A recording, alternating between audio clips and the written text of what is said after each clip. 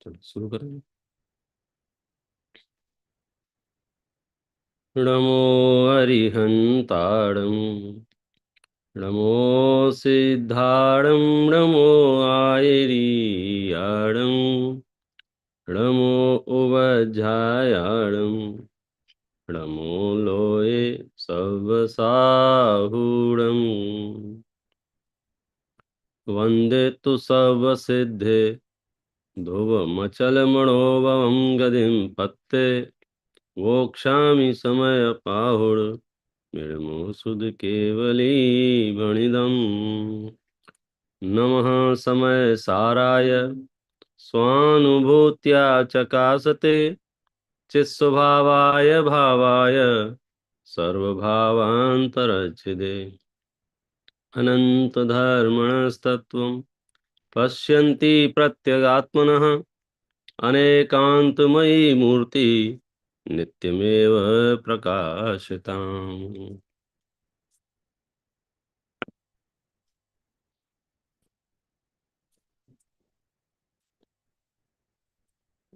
ग्रंथराज समय सार। कल अपन ने थोड़ी सी चर्चा की थी। समय सार क्या, समय सार क्यों, समय सार किस लिए, और ये भी चर्चा साथ में की थी कि समय सार क्या है, समय सार में जो कुछ भी कहा गया है वह क्यों कहा गया है, और समय सार में जो कुछ भी कहा गया है वो किस लिए कहा गया है। इससे ज्यादा जरूरी ये है कि तुम कौन हो जो ये सब प्रश्न पूछ रहे हो, क्योंकि तुम्हें तुम्हारा नहीं पता रहा और दुनिया भर की जानकारी हो भी गई तो उस जानकारी का करोगे क्या। तो समय सार की विषय वस्तु तो यही है कि मैं कौन हूं, इस प्रश्न का सटीक उत्तर जीव को मिल जाए, और जैसे ही ये प्रश्न का उत्तर मुझे प्राप्त हुआ मेरा समाधान हो जाएगा। कभी कभी प्रश्न अटपटे होते हैं, ये अपने आप में प्रश्न यही बड़ा अटपटा है, आप कौन हैं। कोई हमसे आके कहे कि भाई साहब आप कौन हो, तो ऐसा लगता है हमको हमारा नहीं पता क्या। आचार्य कहते हैं कि हाँ तुम्हें तुम्हारा नहीं पता है। बड़े बड़े विशाल काय विराट हाथी, शेर, खूंखार, ऐसे पावरफुल, मतलब जो एक सूंड से टनों सामान उठा के फेंक देवे, ऐसा सामर्थ्यशाली हाथी भी मनुष्य के आगे नतमस्तक होता है। ये आश्चर्य आचारों से देखा नहीं जाता है। बोले कर क्या रहे हैं ये, बोलो जगत में चल क्या रहा है। पत्थर का कोई आकार बना देंगे, लाल रंग का कर देंगे, ऐसा लगेगा अरे अद्भुत अद्भुत अद्भुत, चल क्या रहा है। कहीं भी कुछ भी ऐसा स्वरूप देखने में आता है कि जहां अपने स्वरूप को विस्मृत कर दिया, माने फिर मोक्ष मार्ग पर आप एक कदम भी आगे नहीं बढ़ पाएंगे। तो समय सार अन्य विषयों को तो समझा ही रहा है, सबसे पहले ये समझा रहा है हु आर यू, आप कौन है ये बताओ। जिस क्षण आपको अपना ताकत, अपनी सामर्थ्य, अपना वैभव पता चल जाए और अपना परिचय हो जाए, फिर आपका काम हो सकता है। कल अपन ने इस पर विस्तृत चर्चा की, और ये भी साथ में चर्चा की कि हमारा मस्तिष्क, हमारा मन इतना पवित्र होना चाहिए, इतना पवित्र होना चाहिए कि हम मोक्ष मार्ग के सिद्धांतों को समझ सकें। मोक्ष मार्ग पर चलने के लिए जो निर्मल भाव भूमि चाहिए, वहां फिर राग द्वेष की पराकाष्ठा तो छोड़ो, सत्ता भी स्वीकार नहीं करेंगे। ऐसी स्थिति कब बन सकती है कि जिन शासन के मूलभूत सिद्धांत ख्याल में हो तो ऐसी स्थिति बड़ी सरलता से बन सकती है। और उसमें से कल अपन ने थोड़ी सी चर्चा उसकी भी कर ली थी कि जहां जहां भी विश्व में जो जो कुछ भी नजर आ रहा है, नजारा दिख रहा है, उससे राग द्वेष करने की जरूरत नहीं है। क्यों नहीं है? इस धरती पर एक एक प्राणी अपने अपने कर्म के उदय के अनुसार जीवन यापन कर रहा है। जब ये चर्चा चलती है तो ये प्रश्न सामान्यतः आ जाता है, कर्म के अनुसार, कर्म के अनुसार, तो इसका मतलब कर्म हमें ड्राइव कर रहा है, कर्म हमें परेशान कर रहा है, कर्म हमसे बलवान हो गया है, कर्म बहुत पावरफुल हो गया है, कर्म हमको नरक भेज देता है, कर्म हमको स्वर्ग भेज देता है। तो बात ऐसी है कि आप व्यवस्था समझिए तो आपको ये प्रश्न समाधान हो जाएगा। कर्म हमको स्वर्ग नरक नहीं भेज रहा है, लेकिन शास्त्र में ऐसा लिखा है कि कर्म स्वर्ग नरक भेजता है। शास्त्र की गाथाएं ऐसी हैं कि अमुक कर्म ने जीव की ये दशा की, अमुक कर्म ने जीव की ये दशा की, कि जीव ये मोही क्यों हो रहा है? बोले मिथ्यात्व कर्म से। तो प्रश्न अपने आप में दोनों है। एक ये है कि कर्म तो पुद्गल है, और पुद्गल कर्म इतना पावरफुल कैसे हो सकता है कि चैतन्य सत्ता को परेशान कर देवे, विचलित कर देवे, डिस्टर्ब कर देवे। और चलो, प्रश्न तो ये क्यों कर देवे, क्या बिगाड़ा है जीव ने कर्म का? तो सुनने में बड़ा ऐसा लगता है, लेकिन सच्चाई ये है कि जो भाषा होती है और भाव होते हैं जिन वाणी के, वो आप अगर समझेंगे तो बड़ा सरल हो जाएगा। भाषा ऐसी है कि कर्मों ने ऐसा ऐसा कर दिया है, और सच्चाई ये है कि कर्मों ने कुछ नहीं किया है, जो किया है तुमने किया है। भाषा ऐसी हो सकती है, पुलिस ने जेल में डाल दिया उस व्यक्ति को, यही छपेगा ना अखबार में, पुलिस ने जेल में डाल दिया। मैं पुलिस के पास गया, भाई साहब आपने जेल में डाला? बोले मैं कौन होता हूँ जेल में डालने वाला? मैं कैसे, मैं अगर जेल में डाल सकता होता मैं किसी को भी उठा के डाल दूंगा। मैं जेल में नहीं डाल सकता। अखबार में छपा है, फोटो दिख रहा है कि पुलिस वाले ने पकड़ा, जेल के अंदर डाल दिया। तो जेल के अंदर किसने डाला? पुलिस वाले ने डाला कि उसके अपराध ने डाला? जो समय सार आपको इतनी बात समझा रहा है। सुनने में, सुनाने में, कथन करने में यही नए घटित होगा कि कर्मों ने ऐसा ऐसा ऐसा ऐसा किया। तो सुनते समय आपको सावधानी रखनी पड़ेगी कि जहां जहां कर्म कह रहे हैं, कर्म निरपराधी हैं, कर्म अपनी तरफ से खुद होके तुम्हें विचलित नहीं कर रहे हैं, खुद होके तुम्हें परेशान नहीं कर रहे हैं। वो तो तुम खुद ही अपने अपराधों से, मतलब पुलिस एक व्यवस्था है, पुलिस एक सिस्टम है, और वो जो पुलिस वाला है वो सिस्टम को फॉलो कर रहा है। वो व्यक्तिगत राग द्वेष से आपके साथ व्यवहार नहीं कर रहा है। सुनने में ऐसा आएगा, पुलिस वाले ने टिकट दी। अरे पुलिस वाले ने टिकट दी कि आपकी हाई स्पीड ने टिकट दी? बदनाम पुलिस वाले हो रहे हैं। लोग परेशान पुलिस वाले से हो रहे हैं। कहीं पुलिस वाला दिख जाता है, उस पर जाता है, ये देखो ये खराब आदमी है, ये अपने को टिकट देगा। वो नहीं दे सकता है, वो नहीं दे सकता टिकट, उसकी उसके हाथ में टिकट देना है ही नहीं, बशर्ते आप अपनी लिमिट में रहो। लिमिट में कोई रहना नहीं चाहता। संसार में एक जीव को भी दुख ना भोगना पड़े यदि वह अपने स्व चतुष्टय की मर्यादा में रहे। ये तो हम मर्यादा से बाहर निकलते हैं, कानून तोड़ते हैं, दूसरे जीवों के जीवन में हस्तक्षेप करते हैं, दूसरे जीवों के परद्रव्यों के परिणमन में हस्तक्षेप करते हैं माने करने का भाव करते हैं। यही बहुत बड़ा करना है यहाँ तो, क्योंकि वस्तु स्थिति से तो आप कुछ कर ही नहीं सकते हो, सिर्फ कल्पनाएं कर सकते हो। तो होल पॉइंट इतना सा है कि जहां जहां शास्त्रों में कर्मों की चर्चा आई है, वह व्यवस्था की दृष्टि से आई है। गुरुदेव श्री जिस शब्द का प्रयोग करते थे कि निमित्त नैमित्तिक संबंध का ज्ञान करने बताया है।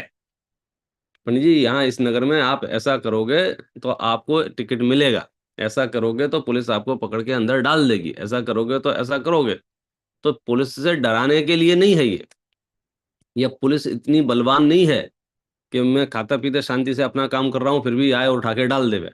सिर्फ ये ज्ञान करा रहे हैं, यदि आपराधिक प्रवृत्तियां होंगी तो ऐसा ही होगा। और इसमें बड़ा सहज है। लोगों को लगता है कर्म कैसे करते होंगे, कर्म कितना दिमाग लगाते होंगे। अरे कर्म दिमाग कैसे लगाएंगे? कर्म तो पुद्गल है। कर्म कैसे निर्णय करते होंगे, प्रज्ञेश भाई को क्या सुख देना है, सपना भाई को क्या सुख देना है, इनको क्या करना है, मगर कर्म काम कैसे करते होंगे? क्योंकि हम मिथ्या दृष्टि है ना, जन्म से मिथ्या दृष्टियों के बीच में बड़े हुए हैं, तो हम ये सोच ही नहीं पा रहे हैं कि सबको क्या कहना चाहिए, काम करने के लिए दिमाग की जरूरत नहीं है। पूरे विश्व में अनंतानंत परिणमन हो रहे हैं, जीव तो अनंत हैं, पुद्गल उससे अनंतानंत हैं। तो अनंतानंत पुद्गल जो परिणमन कर रहे हैं, वो दिमाग लगा लगा के परिणमन कर रहे हैं क्या? टोडरमल जी ने इसको बड़ा विषय सरल किया है कि किसी ने भोजन किया, भोजन किया, तो भोजन करने के बाद वो जो भोजन है, उस भोजन का कुछ अंश रक्त बन गया, कुछ अंश हड्डी बन गई, कैल्शियम बन गया, कुछ अंश मांस बन गया, कुछ अंश चमड़ी बन गई। तो जो भोजन का इतना सारा परिणमन हुआ, किसने किया?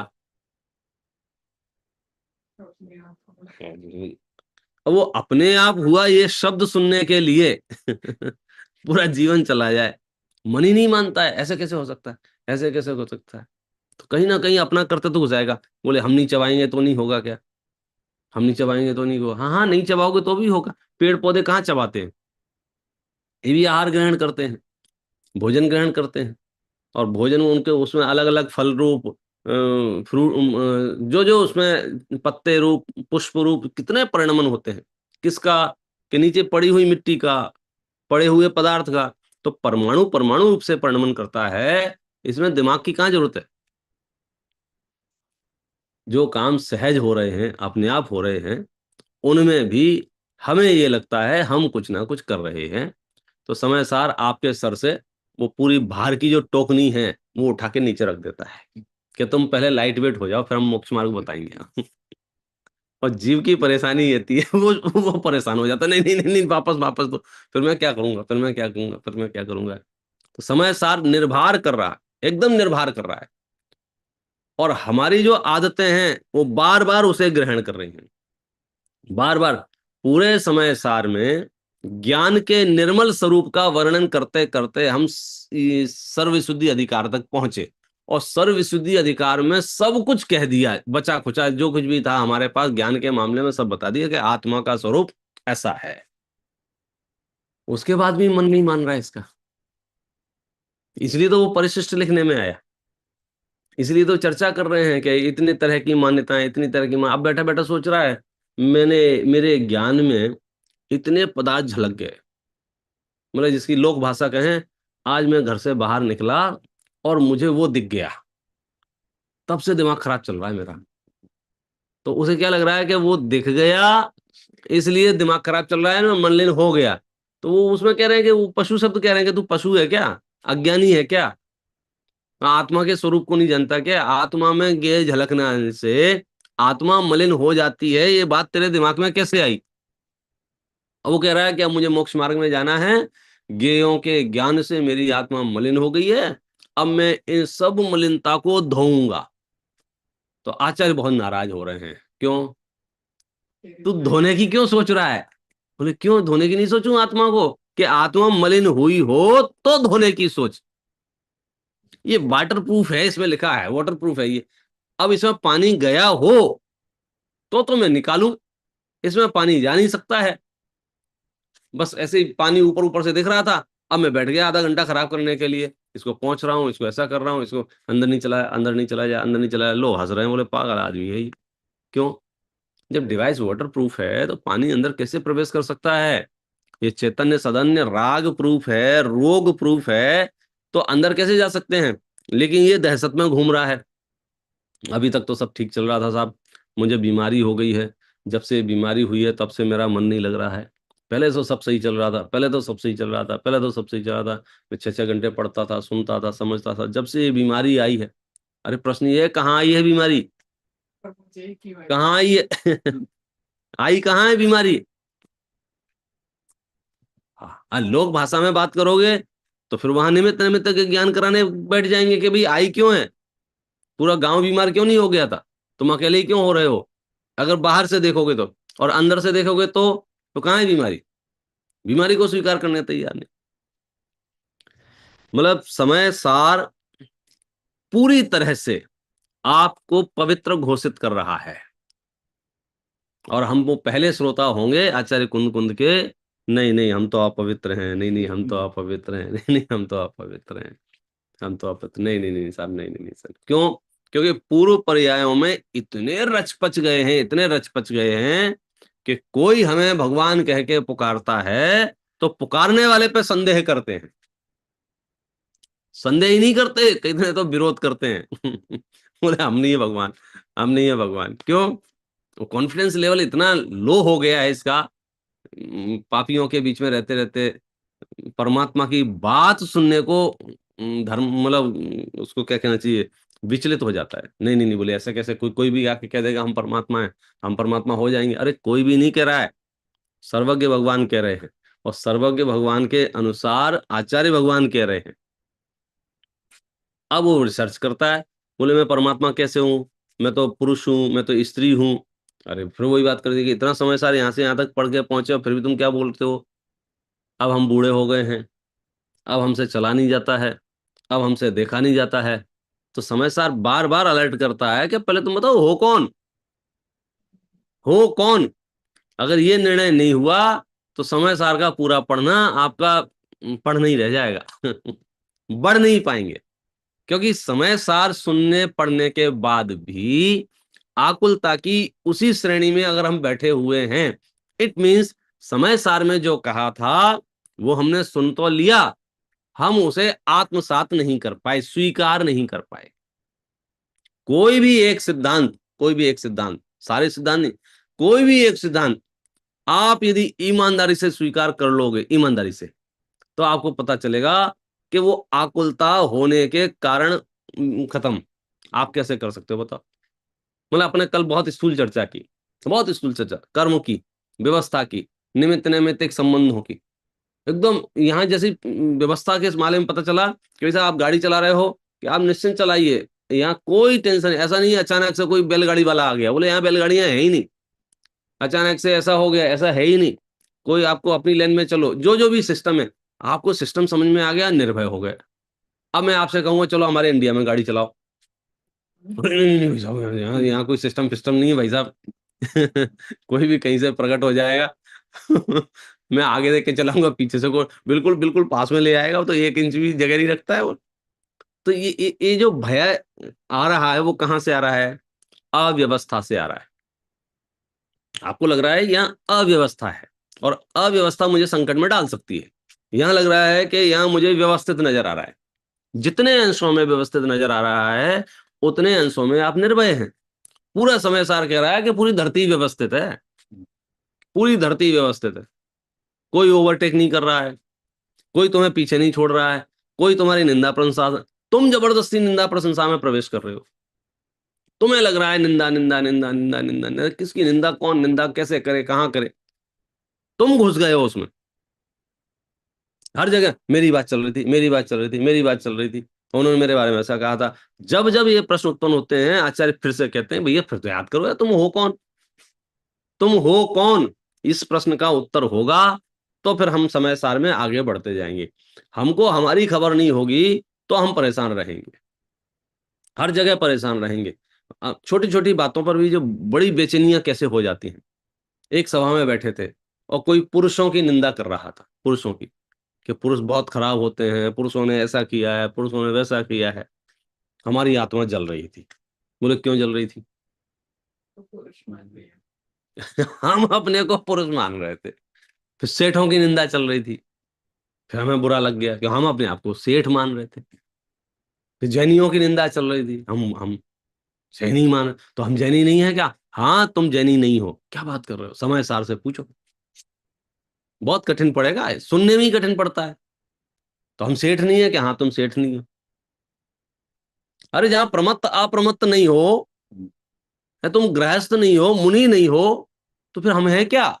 बस वो जो प्रश्न बचा ना, आप क्या बचा, वो ही तुम हो। समय सार कठिन क्यों पड़ता है? शब्दों में कठिन नहीं पड़ता है, भावों में कठिन पड़ता है। हमको गणित कठिन लगता है, लेकिन सच बात यह गणित बहुत सरल होता है। गणित सरल होता है क्यों? गणित में तुम्हें क्या करना है? गणित में क्या करना है? गणित तो बनी बनाई व्यवस्था है। उसमें तुम्हें कुछ नहीं करना है। वहां तो त्रिकाल 2 और 2 4 होते हैं। आप समझे, त्रिकाल हर चीज में। तो वहां तो सिर्फ एक बार आपको ख्याल में आ गया, गाड़ी चलती रहेगी। तो गणित कठिन नहीं है, लेकिन एटिकेट कथन कठिन है, सदव्यवहार करना कठिन है, सामने वाले से दुर्व्यवहार हो जाए और हमें शांत रहना कठिन है। क्यों ये कठिन क्यों है? ये कठिन क्यों पड़ रहा है? क्योंकि ये हमारे हैबिट की बात है, ये हमारे संस्कारों की बात है, हमारी आदतें हैं। ये शास्त्रों में के हिसाब से, के समय सार के हिसाब से कहें कि मोह जो है वो रह रह के पीड़ित करता है। तो मोहनाश भारी पड़ रहा है, और आचार्य कह रहे हैं कि तुम अकेला मोहनाश कर लो, तुम्हारा सारा काम हो जाएगा। हम कह रहे हैं अकेला मोहनाश नहीं कर सकते, बाकी बताओ क्या करना। हाँ हाँ, हम अपना ज्ञान बढ़ा सकते हैं, क्षयोपम बढ़ा सकते हैं, दूसरी चीजें कर सकते हैं। कर तो कहीं नहीं सकते, लेकिन ज्ञान में ऐसा लगता है कि ये कर लें तो ठीक हो जाएगा, व्रत आदि कर लें तो ठीक हो जाएगा, कहीं भी कोई भी सेक्टर में आगे पाओगे बढ़ते हैं। आचार्य करते हैं तुम कुछ भी कर लो, वहीं खड़े रहोगे कब तक? मोहनाश नहीं करोगे। बहुत भार रखकर सर पर मोक्ष मार्ग में नहीं चला जा सकता है। अरे आप मोक्ष मार्ग की बात कर रहे हो, संसार में ठीक ठीक नहीं रहा जा सकता है। तुम्हारा दिन ठीक नहीं निकलेगा, आप भार रख के चलो। इसलिए मैं समय सार के उसमें प्रवेश करने से पहले जो कल अपन चर्चा कर रहे थे, कि हम ये कॉन्सेप्ट समझ ले रहे हैं। कौन सा? कि तुम्हारे सर पे कोई भार नहीं है, तुम्हारे सर पे कोई जिम्मेदारियां नहीं है, तुम्हारे सर में कुछ विकल्प मत रखो, फिर मोक्ष मार्ग में चलो। अब तुम्हारी समझ से ऐसे कैसे विकल्प नहीं रखें साहब? मेरी जिम्मेदारी, घर गृहस्थी मेरी जिम्मेदारी है, व्यापार मेरी जिम्मेदारी है, पूरी समाज मेरी जिम्मेदारी है, पूरा देश मेरी जिम्मेदारी है, मैं इस पद पर बैठा हुआ हूं। तो बोले समय सार पढ़ रहे हो? हाँ, थोड़ी देर के लिए आप भूल जाओ। अब वो नहीं हो सकता, ऐसे कैसे भूल जाए? हाँ, आई एम। तो वो नहीं है। फिर समय, क्योंकि समय सार का आधार ही इतना सा है कि आप भार रहित गमन करें, भार रहित गमन करें। और भार आपके पास है तो आप गमन ही नहीं कर पाएंगे। भार कौन कौन से भार हैं? कि सबसे पहला तो 6 द्रव्यों की सामान्य सी जो व्यवस्था है, उस व्यवस्था से आप अपरिचित हैं। पहला पॉइंट। तो हमने कर्म सिद्धांत के आधार से बहुत स्पष्ट किया कि तुम ये परेशानियों की जो रोना रोते रहते हो, परिस्थितियों का रोना रहते रहते हो, आरोप प्रत्यारोप की बात करते रहते हो, ब्लेम करते रहते हो, तो सबसे पहले सावधान हो जाओ कि तुम तो सामान्य मनुष्य हो। हमने तीर्थंकरों के, नारायणों के, बलभद्रों के, प्रति नारायणों के, चक्रवर्तियों के, ज्ञानी धर्मात्माओं के, मुनिराजों के, बनारसी दास जी के, गुरुदेव श्री का, आप किसी का भी नाम ले लो और उनके जीवन में झांक के देखो, बोलो पुण्य पाप का तूफान नजर आएगा कि नहीं आएगा?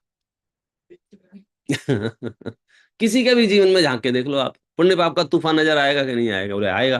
क्यों आएगा? क्योंकि दशा संसारी की है, साधक दशा है ना। तो साधक दशा में जो जो होता है वो होगा कि नहीं होगा? अब तुम्हें तूफान नजर आ रहा है, और ज्ञानियों से पूछते हैं, भाई साहब आपको कैसा लग रहा है? बोले हम तो अनंत शांति का वेदन कर रहे हैं।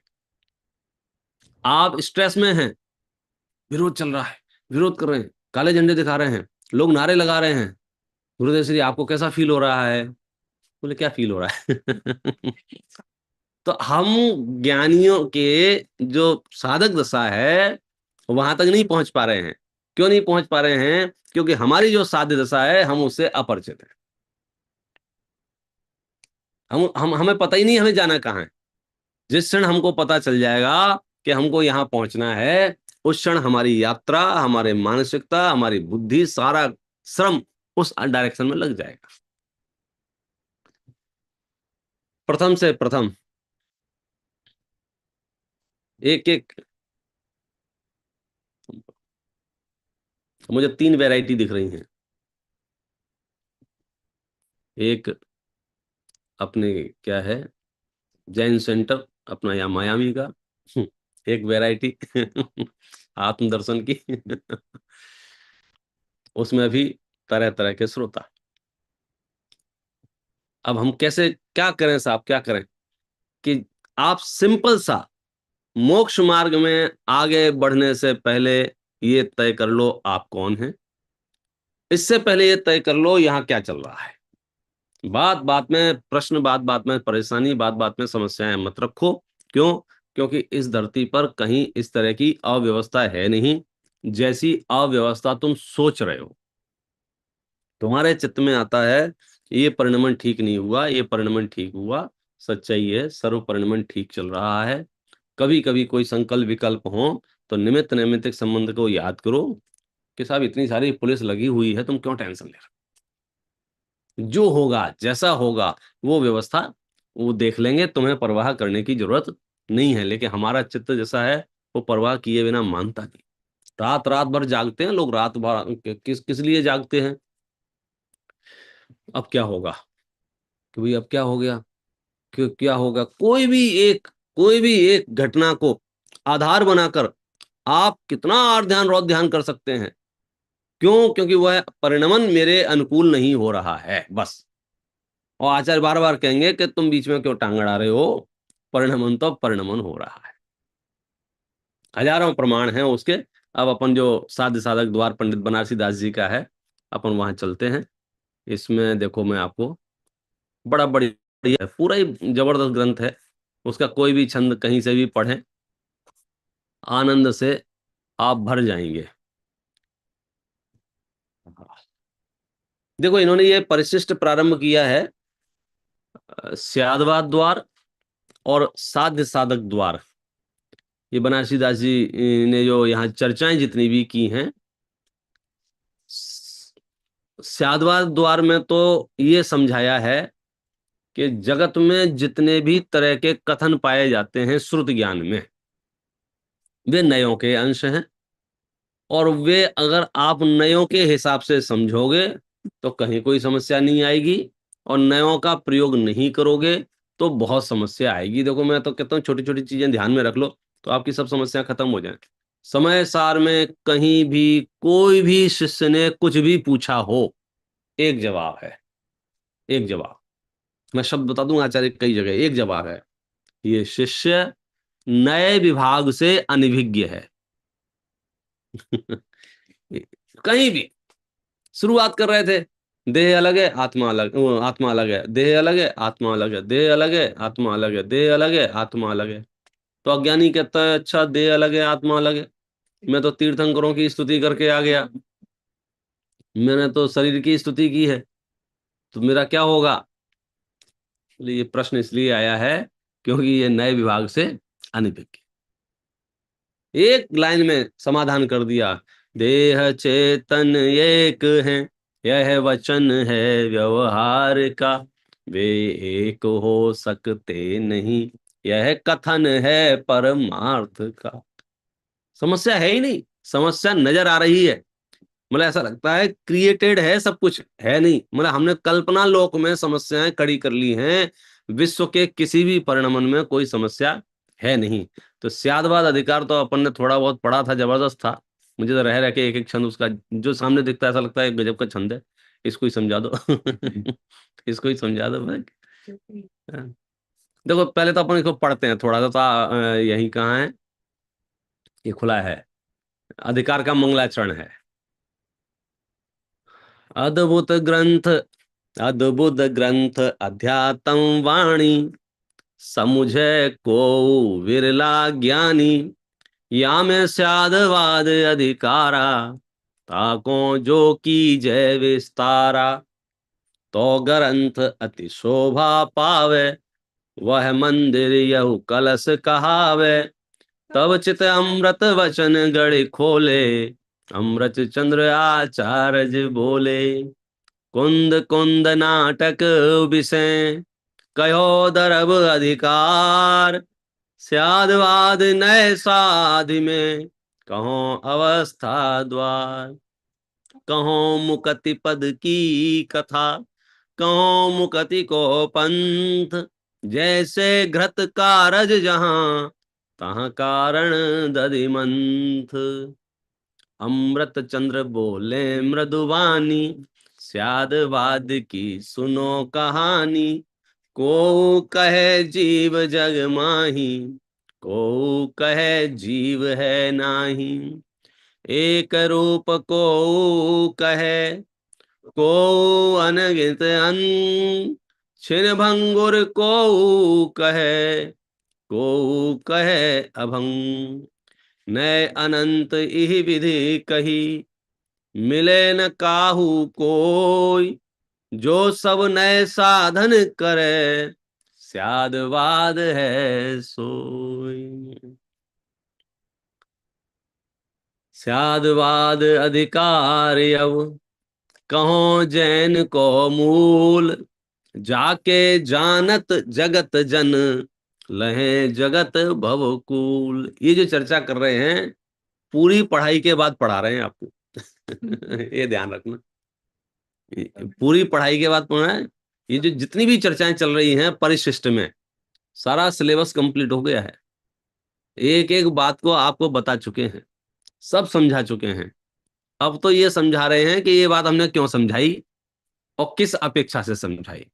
क्योंकि बहुत कुछ समझाने के बावजूद भी हमारा अज्ञान रह रह के बोलता है, रह रह के बोलता है। हम लाख कहें राग द्वेष मत करना है, राग द्वेष मत करना। अच्छा, सुनते समय आप भी हाँ राग द्वेष नहीं करना। क्यों राग द्वेष करना, अपना क्या है? लेकिन फिर वो जो उत्पन्न होता है और फिर नजर आता है, ख्याल में आता है कि मुझे राग द्वेष हो रहे हैं। सिर्फ राग द्वेष नहीं हो रहे हैं, आकुलता हो रही है, बेचैनी हो रही है, घबराहट हो रही है। प्रश्न आ रहा है क्यों हो रही है, क्यों हो रही है, क्यों हो रही है? पता नहीं चल रहा है, पता नहीं चल रहा। कितनी बार कितनी बीमारियां जीव लिए घूम रहे हैं, कितने टेस्ट करा लिए, उन्हें पता नहीं चलता बीमारी क्या है। तो ऐसे ही मोक्ष मार्ग में इस जीव को पता नहीं चलता है। जब आपको पता नहीं चलता है ना, तो फिर जो उपाय करते हो तो सही उपाय करते हो, गलत उपाय करते हो। हमारे मतलब तुक्के में उपाय करते हैं। उपाय क्या खाक करते हैं, पर तो जो दिखता है सो कर लेते हैं। शायद इसलिए हो रहा हो, शायद इसलिए हो रहा हो, शायद इसलिए हो रहा हो। तो ये जो शायद शायद शायद वाला है, ये स्यादवाद अधिकार में खत्म कर दिया है। अंदाजा मत लगाओ, हकीकत ये है। बीमारी उत्पन्न कहां से हुई? कि आपने स्वरूप को सही समझा नहीं, इसलिए बीमारियां उत्पन्न हुई। यदि आप स्वरूप को सही समझ लेते तो ये बीमारियां ही उत्पन्न नहीं होती। ये समस्या आप लेके कहां से आए? कौन सी समस्या कहां से लेके आए? ये जितने भी बोल थे स्यादवाद अधिकार के प्रारंभ में, ये ज्ञान से संबंधित बोल थे। और आपकी सारी समस्या क्या बता रही थी? ज्ञान में गड़बड़ी हो गई है, ज्ञान में गड़बड़ी हो गई है, ज्ञान में गड़बड़ी हो गई है। आचार्य कहते हैं तुम समझते हो ज्ञान किसको कहते हैं? ज्ञान किसको कहते हैं ये पता है क्या तुमको? हाँ पता है, बोल दिया वचनों में। अरे वचनों में बोलने से नहीं कह रहे हैं, आप उसका भरोसा बताओ। ये तो समय सार अंत चल रहा है। जब समय सार शुरू किया था ना, वहां एक बिंदु कहा था, उस बिंदु पर थोड़ी सी चर्चा करते हैं, क्योंकि वो अपने अपना लिंक बनी रहे। हाँ, अपने समय सार जो यहाँ चल रहा है, मायामी में जो चल रहा है उसका बना रहा है। भले ही मायामी के श्रोता जितने भी हैं उनको वो ख्याल में बना रहे। तो हमने जब शुरू किया था तब ये कह दिया था कि ज्ञान परम निर्मल है, परम निर्मल है, और उसका नेचर की बात की थी। और पूरा समय सार वस्तु के स्वरूप के नजदीक जाके देख रहा है। ऊपर ऊपर से क्या देख रहा है उसकी बात नहीं करता है। ध्यान रखना, आप जिनवाणी पढ़ेंगे तो हर जिनवाणी में अलग नय की मुख्यता है। तो जहां कर्म सिद्धांत के ग्रंथों को पढ़ेंगे, कर्म सिद्धांत, तुम्हारा निमित्त नैमित्तिक का ज्ञान कराना है, तो नजर कैसी है कि सब कुछ कर्मों की अपेक्षा से बात कही जाएगी। सब कुछ जहां भी बात आएगी कर्मों को सामने उपस्थित कर दिया जाएगा और बात कह दी जाएगी। लोक में भी यही न्याय होता है कि वस्तु के मूल स्वभाव के नजदीक जाए बिना ऊपर ऊपर से बात करते हैं। प्रश्न भी पूछे, मैं आपसे पूछूंगा तो आपको ख्याल में आ जाएगा। कमलनी का पत्र होता है ना, कमलनी का पत्र उदाहरण दिया है, वो चिकना होता है, उसको अपन ने पानी में डाला, बराबर है। तो प्रश्न क्या है कि कमलनी पत्र जो पानी में डूबा हुआ है, वो पानी में डूबा है या नहीं डूबा है? ऐसा प्रश्न है। उत्तर शामिल है? क्या कहा? पानी में डूबा हुआ कमलनी पत्र पानी में डूबा है या नहीं डूबा है? बोलो क्या जवाब है आपके पास? आपका प्रश्न कह रहा है साहब, पानी में डूबा हुआ कमलनी पत्र, मतलब पानी के अंदर, तालाब के अंदर जो कमलनी पत्र है वो पानी में डूबा है या नहीं डूबा है? तो क्या जवाब है? तो सर्व सामान्य जवाब है साहब, पानी में डूबा हुआ है, साफ साफ डूबा हुआ है। और अमरचंद्राचार्य ने भी कहा कि हाँ हाँ डूबा हुआ है। ऊपर ऊपर से देखते हैं तो यह कथन भूतार्थ प्रतीत होता है, सही लगता है, बिल्कुल सही बात है, बिल्कुल सही बात है, बिल्कुल सही बात है। लेकिन जैसे ही कमलिनी पत्र के स्वभाव के नजदीक जाके देखते हैं तो क्या नजर आता है कि उसने तो पानी को छुआ भी नहीं है। तो समय सार जहां भी जो कुछ भी समझाएगा, आप ये गांठ बांध लो, स्वभाव के नजदीक आके समझाएगा। और स्वभाव के नजदीक जैसे ही हम पहुंचते हैं तो नजारा चेंज हो जाता है। और स्वभाव से दूर बैठ के समझने की कोशिश करते हैं तो हमारी समझ में नहीं आता है, क्योंकि हमको जैसे दूर जाते हैं तो फिर हमको लगता है ये तो साफ साफ पानी के अंदर है, पानी के अंदर है, पानी के अंदर है, पानी के अंदर है।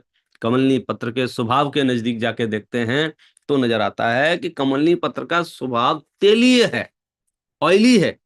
तो वो पानी के अंदर रहता हुआ भी पानी से अलिप्त रहता है। पानी अंदर जाना तो दूर की बात है, अंदर कहां से जाएगा। आचार्य तो जिस भाषा का प्रयोग कर रहे हैं वो है कि पानी को छूता नहीं है। तो ऊपर ऊपर से देखोगे तो कहाँ हो, बोले शरीर में है, कहाँ हो के घर में है, कहाँ हो के मकान में है, कहाँ हो के देश में है, कहाँ हो के विदेश में है। बोले स्वभाव के नजदीक जाके देखेंगे तो स्वचतुष्टय में है। तो जो स्वचतुष्टय की स्थापना अपन ने की तो फिर आप बाहर का सब भूल जाओ। अब बोलने से भूलता नहीं है, मोह काम कर, ऐसे कैसे भूल जाए। है तो मनुष्य, है तो विद्वान, है तो मूर्ख, जो जो भी पर्याय सापेक्षता से स्वीकार किया है, हमारा चित्त वहां अटका रहता है। तो यहाँ पूरे समय सार में पहली गाथा से लेकर के लास्ट तक ये बताया है, तुम कौन हो, तुम कौन हो, तुम कौन हो। और जैसे ही कहा कि मैं आत्मा हूं, ऐसा आपने बोला ना, मैं आत्मा हूं, तो फिर आचार्य फिर 10-10 गाथाएं एक साथ लिखेंगे कि तुम कर्मों को अपना क्यों मान रहे, फिर तुम नो कर्मों को अपना क्यों मान रहे, फिर तुम भाव कर्मों को अपना क्यों मान रहे। फिर नहीं हो सकते हो। फिर तर्क देंगे आचार्य कि यदि कर्मों को अपना मानोगे तुम कर्म हो जाओगे, नो कर्मों को अपना मानोगे तुम नो कर्म हो जाओगे, भाव कर्मों को अपना मानोगे भाव कर्म हो, जिसको अपना मानोगे तुम उस रूप हो जाओगे। तो फिर तुम्हारी सत्ता ही खत्म हो जाएगी। और तुम्हारी सत्ता ही खत्म हो गई तो फिर क्या बचेगा। मतलब मोक्ष मार्ग में गमन करते समय आपको ये सावधानी रखनी ही रखनी पड़ेगी। ठीक है, ये इसका मूलभूत आधार अपनी चर्चा की है। शायद उसमें नहीं दिखेगा ना, एकाद छंद के आधार से अपन बात करते हैं, आ जाए। हाँ ठीक है। हाँ, पेज नंबर है,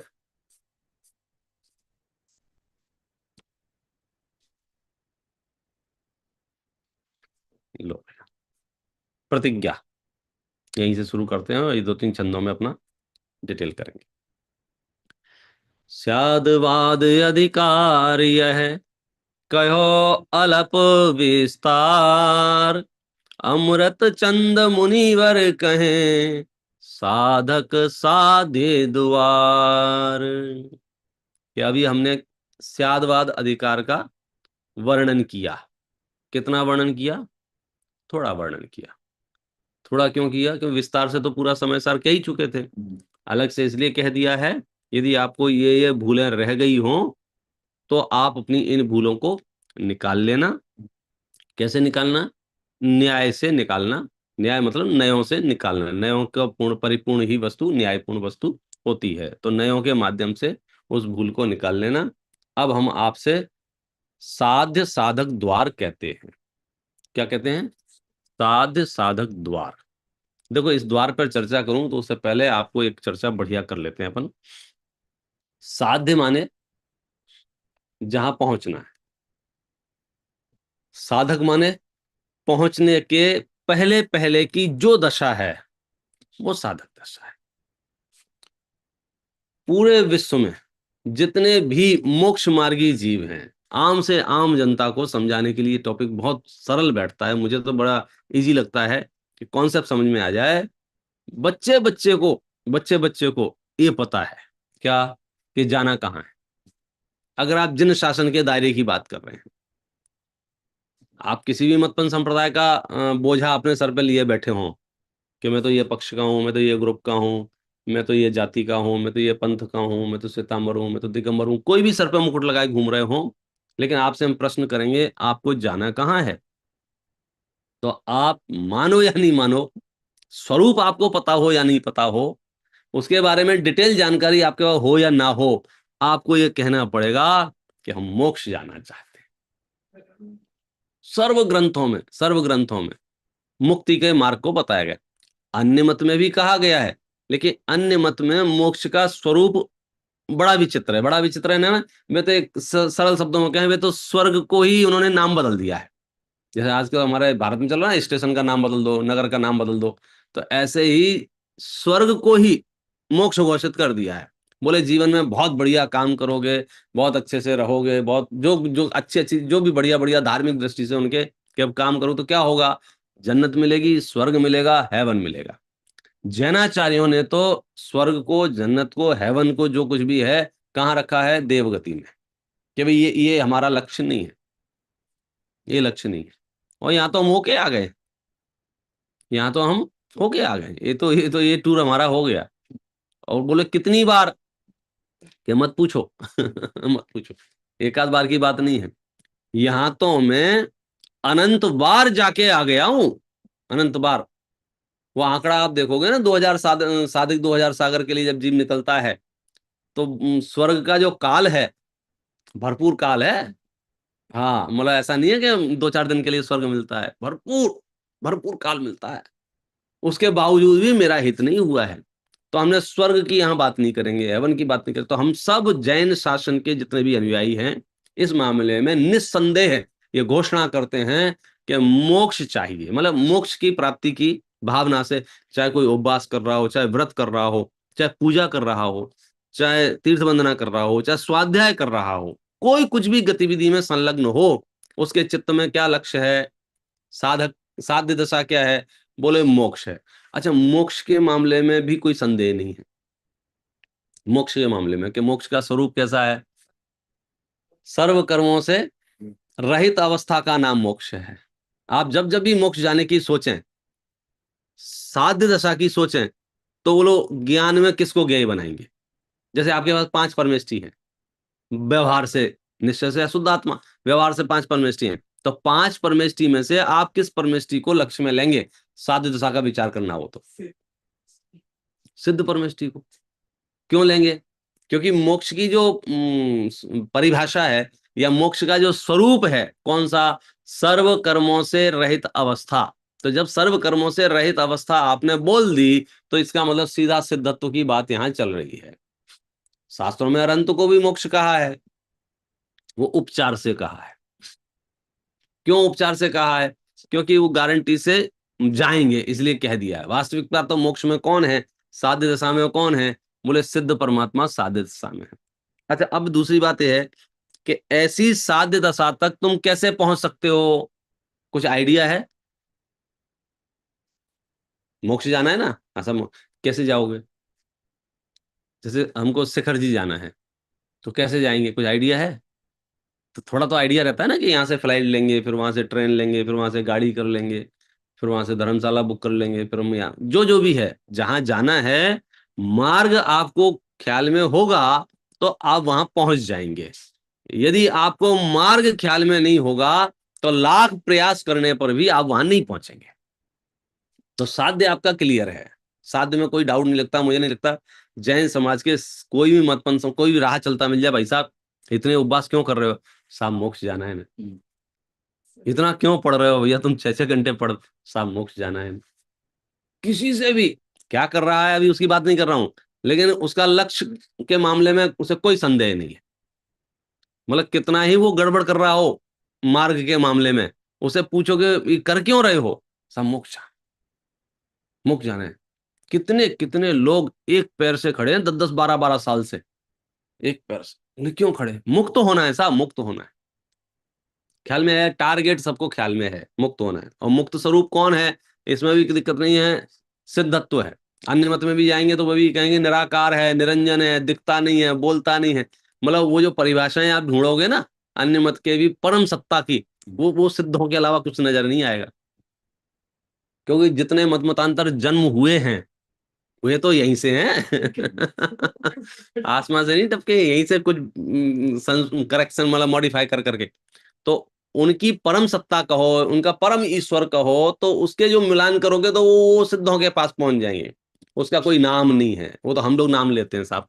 वो निराकार है, उसका कोई आकार नहीं है, मतलब उसकी परम सत्ता का स्वरूप आप देखोगे तो वो सिद्धों तक पहुंच जाएगा। एकदम प्रांजल चेतना का शुद्ध स्वरूप, उसका नाम सिद्धत्व है। तो मार्ग लक्ष्य में क्लियर। अब बात आई कि रास्ता क्या है, जाना कैसे है, किस गाड़ी से जाओगे। योगान योग की बात है, खुशी की समझ लो। इसमें भी सारे मत मत संप्रदाय वाले एक मत हैं। कैसे जाओगे बोलो। सम्यक दर्शन ज्ञान चारित्राणी मोक्ष मार्ग। आप दिगंबरों से पूछ लो कैसे जाओगे, तो सम्यक दर्शन ज्ञान चारित्राणी मोक्ष मार्ग।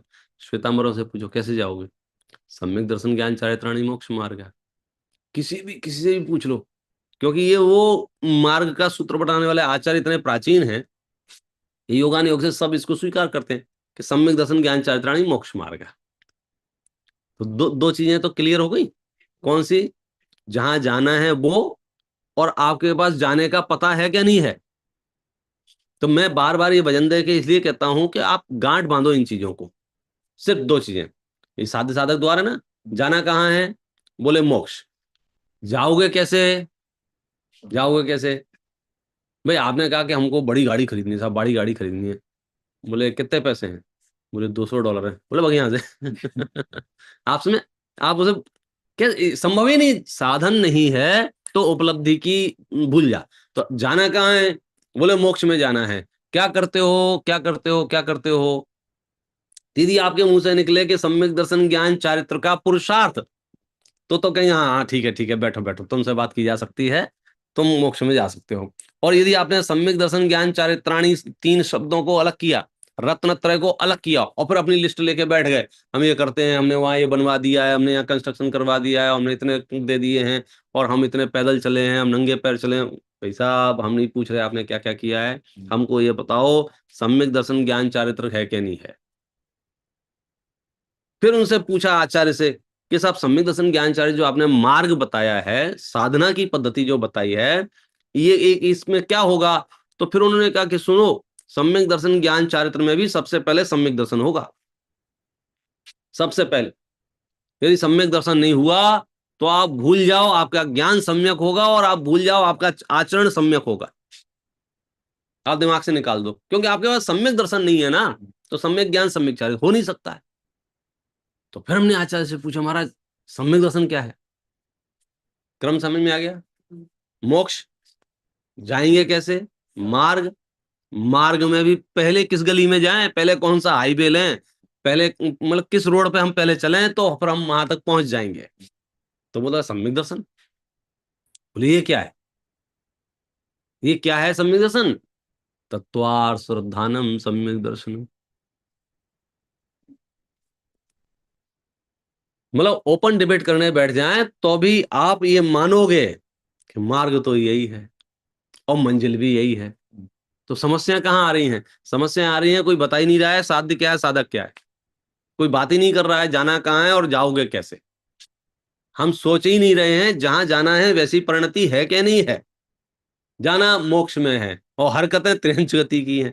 जाना मोक्ष में है, यहाँ मायाचारी विद्यमान है, जाना मोक्ष में है, यहाँ राग द्वेष विद्यमान है, जाना मोक्ष में है। तो मोक्ष के लिए क्या चाहिए, कि मोक्ष के लिए रत्नत्रय का रथ चाहिए।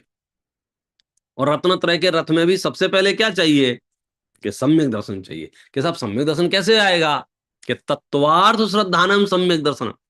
पूछ लेना अपने अपने गुरुओं से, तुम जिसको गुरु मानते हो, कि महाराज मोक्ष में जाने के लिए रत्नत्रय चाहिए कि नहीं चाहिए। बोले हाँ चाहिए, उसमें क्या दो राय है। अच्छा रत्नत्रय में भी सबसे पहले सम्यक दर्शन चाहिए कि नहीं चाहिए। हाँ चाहिए। सम्यक दर्शन किसको कहते हैं, तत्वार्थ श्रद्धानम। अब अपने आप से पूछो तत्वार्थों का श्रद्धान है कि नहीं है। बोले ये क्या होते हैं, तो भूल जाओ मोक्ष। तत्वार्थ सूत्र में क्या बताया है, बोले तत्वार्थ बताए हैं। समय सार में क्या बताया है, तत्वार्थ बताए हैं। कोई भी जिनवाणी आप खोल के देखो तत्वार्थों की चर्चा है।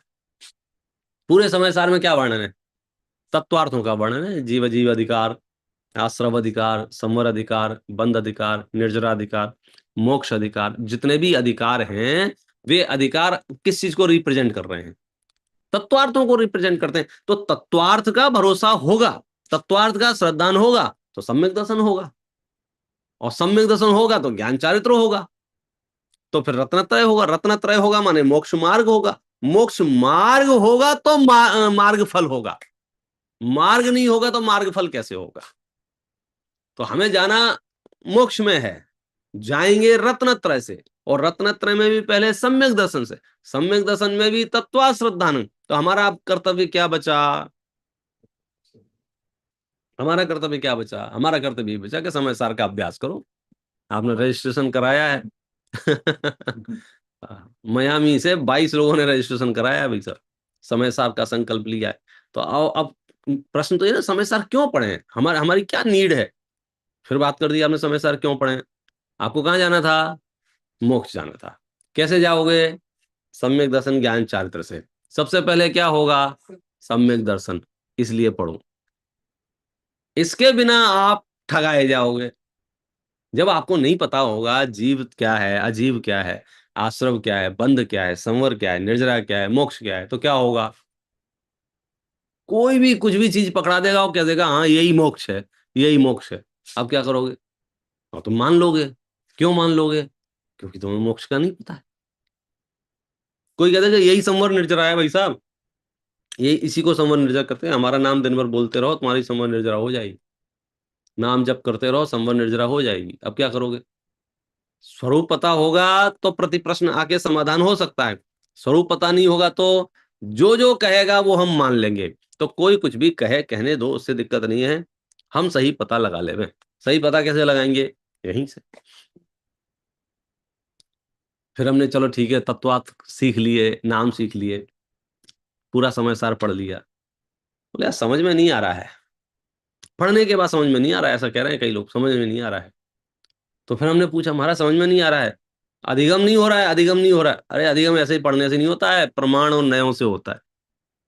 प्रमाण नैयर अधिगम, मतलब तत्वा सूत्र का जो पहला अध्याय है उसके शुरुआत के जो 10-15 सूत्र हैं, पूरा मोक्ष मार्ग प्रस्तुत कर दिया है, और सर्व शास्त्रों में इन 10-15 सूत्रों की व्याख्याएं चल रही हैं।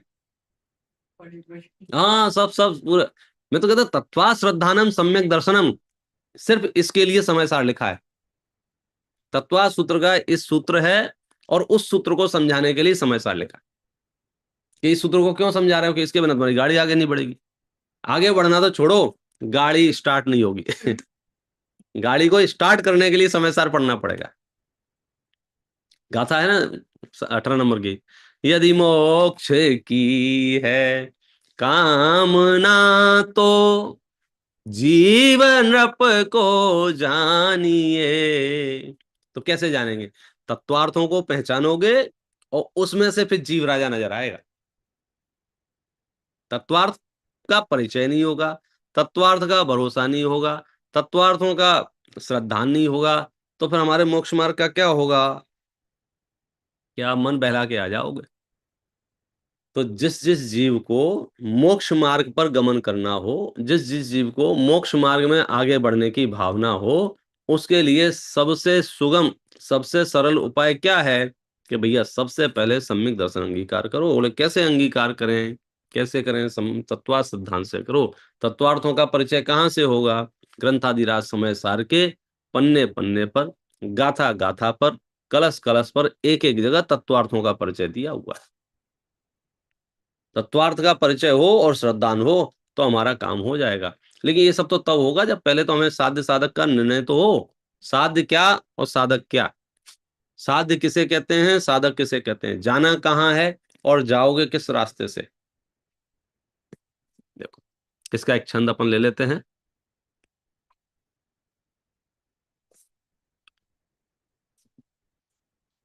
3 नंबर का छंद है। साध्य शुद्ध केवल दशा,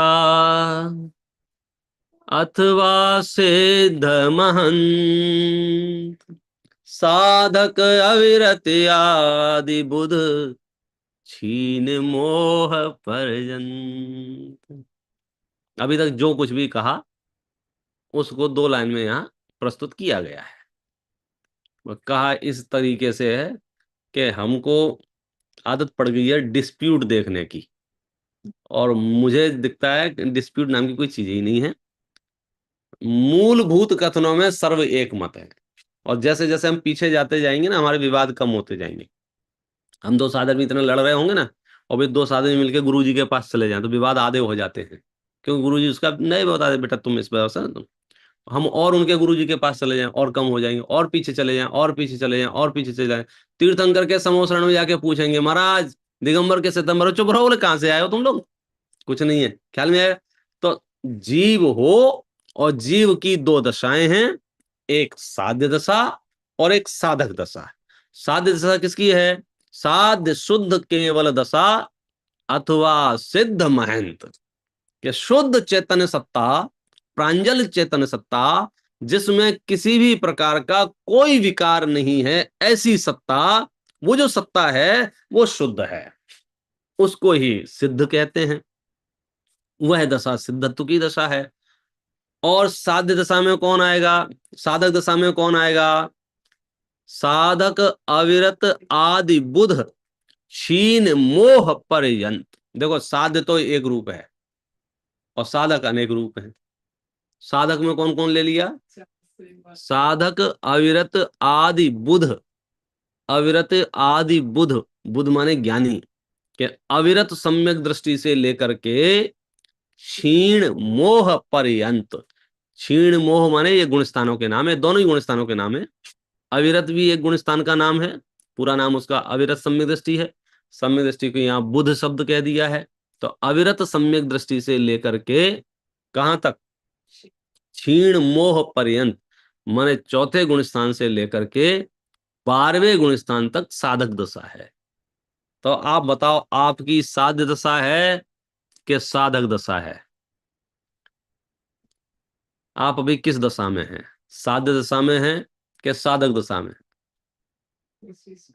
तो कल सोच के आना, कल के लिए होमवर्क है कि हम अपनी पोजीशन पता होगी तो हम आगे बढ़ सकते हैं ना। नहीं तो क्या होगा कि हालात बहुत कमजोर हैं और कल्पना लोग से ज्यादा समझ लिए हैं, तो फिर आप चलोगे कैसे? तो साध्य के मामले में कोई संदेह नहीं है, कहीं भी किसी को भी, पूरे विश्व को साध्य के मामले में कोई संदेह नहीं है। साध्य माने आत्मा की शुद्ध निर्मल अवस्था, उसको कहते हैं साध्य। बराबर है। साधक के भेद बहुत हैं। कितने? कि अविरत सम्यक दृष्टि भी साधक है, फिर देशव्रति भी साधक है, फिर अप्रमत्त भी साधक है, फिर प्रमत्त दशा वाले भी साधक हैं, फिर ऊपर ऊपर के गुण स्थानों में श्रेणी चढ़ रहे हैं, 8वें से लेकर के 12वें गुण स्थान तक वे भी साधक है। तो चौथे से लेकर के 12वें गुण स्थान तक के जीवों को साधक कहा है, और 13वें और चौथे नंबर के हैं वो साध्य हैं। तो चौथे नंबर से लेकर के 12वें नंबर तक जो साधक दशा है, इसमें से आपका नंबर कहाँ है ये बता दो आप, उसके हिसाब से प्लान कर लेना। फिर वर्णन करेंगे इसमें एक एक क्रम से कि कौन सी दशा कैसे प्रकट होती है। क्योंकि हम अगर अविरत सम्यक दृष्टि की भूमिका तक भी नहीं पहुंचेंगे, मतलब हम साधक से भी बाहर हैं। साध्य तो छोड़ दो, मोक्ष तो छोड़ दो, मोक्ष मार्ग पर भी नहीं है। लक्ष्य और कारण, लक्षण, साध्य और साधक, मार्ग और मार्ग फल। तो मार्ग फल हमारा साध्य दशा है, सिद्धत्व है। साधना क्या है? चौथे से लेकर के 12वें तक। तो आपका नंबर कौन से गुण स्थान में आता है? बोले हमारा नंबर कोई गुण स्थानों में नहीं आता है। अगर ऐसा आप कहोगे, इसका मतलब क्या हो गया कि आप साधक यानी मार्ग पर भी नहीं चल रहे हो, मार्ग पर भी नहीं चल रहे हो। तो मार्ग पर चलने के लिए क्या करना पड़ेगा? उसके उसके बिना काम नहीं चलेगा, सच बात तो ये है। सम्यक दर्शन के बिना मोक्ष मार्ग की ओर आपकी गाड़ी एक कदम भी आगे नहीं बढ़ सकती है। इस बात का एहसास दिलाने के लिए ये परिशिष्ट में अलग से विस्तृत वर्णन कर रहे हैं कि हमने जो कुछ भी समय सार में कहे आए थे, समय सार में जो कुछ भी कहा था, यदि आपको वह प्रतीति स्वरूप नहीं है, यदि वह है आपको निर्णयात्मक नहीं है, यदि अंदर से ऐसी आवाज नहीं आ रही है कि मैं परमात्मा हूं, इसका मतलब कि अभी हमने एक स्टेप भी आगे नहीं बढ़ पाए। तो बोले क्या करना चाहिए? कि पुनर्विचार करके, ये परिशिष्ट आया ही पुनर्विचार के लिए एक्चुअली। परिशिष्ट लिखने का उद्देश्य ये था कि सारी बातें बता दी थी। अब तो आपको पुनर्विचार के लिए प्रेरित कर रहे हैं। एक बार और सोचो, एक बार और विचार करो, फिर आप निर्णय करो कि मेरे पास सम्यक दर्शन है या नहीं है। और सम्यक दर्शन को चेक करना हो तो तत्वार्थों का श्रद्धान मेरे पास है या नहीं है, तो फिर अपना काम हो सकता है। सब सब समझ आए, सब समझ आएंगे। बताइए, कोई प्रश्न हो तो आप ले सकते हैं, अभी तक जो चर्चा की है 1-2 मिनट में।